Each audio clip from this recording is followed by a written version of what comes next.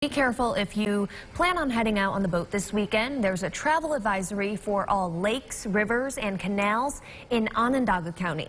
Water levels are high and still rising with lots of hidden hazards like tree limbs, dock parts, and other debris.